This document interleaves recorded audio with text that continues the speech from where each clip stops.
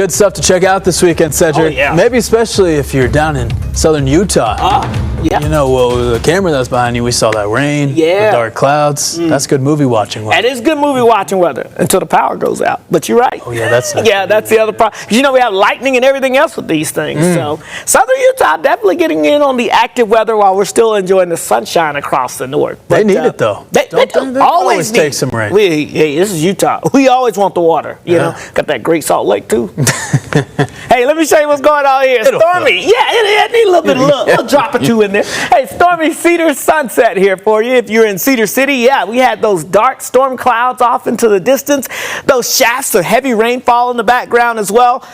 Very active weather conditions there in parts of Iron County. Thanks to Scott and Susan for sharing that shot with us from yesterday afternoon. Again, some pretty active conditions out there and active skies. Thanks to Jerry for capturing this wonderful shot. This is in St. George. I say wonderful because it's a beautiful shot in terms of the weather science, but maybe not if you were out and about in this activity. But the heavy rain shafts in the background.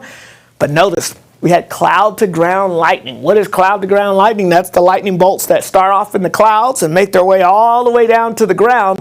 Typically, these kind of search for those open areas, open field areas, and you don't want to be out there with it because it's looking for the highest point in those flat surfaces, and if you're the only thing out there, you're the highest point, and that bolt of lightning can find you. So that's why we always say seek shelter inside in the event of lightning approaching. Now, let's look at the radar this morning. Right now, we are quiet early this afternoon across most of the state, but things are starting to activate now as you get down across the central and southern mountains. So we take you just to the south of I-70.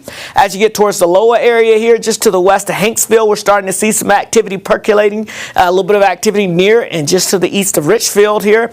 And we obviously expect more of this to fill in, along with activity coming in from the south. Overall, we've got this upper level low in Southern California that is going to be tapping into more of this moisture again today. But the difference is today's moisture will be focused primarily over Arizona and New Mexico. But that doesn't mean we won't see any moisture here in the Beehive state.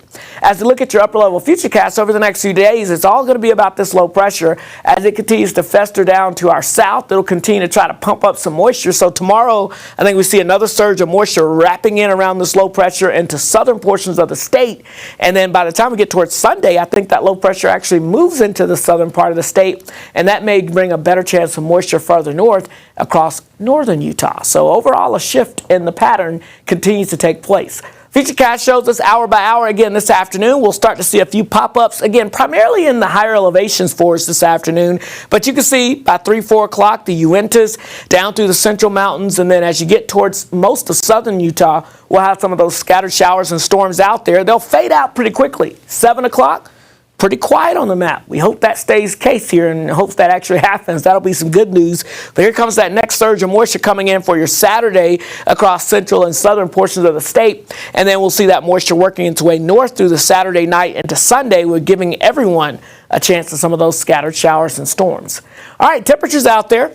We've got 70s pretty much north to south across the state, so fairly uniform temperatures today. We'll call it low 80s here across the north with partly cloudy skies, just a slight chance of a pop-up shower. Mid to upper 80s. That's it in southwest Utah. But again, I do think we're going to see more of those scattered storms developing. But looks dry for the Beehive Blitz games with comfortable temperatures. 70s into the 60s across the north. 80s into the 70s across the south. And the weekend, keep the rain gear close by. I don't expect a complete washout, but there will be some scattered showers and storms around.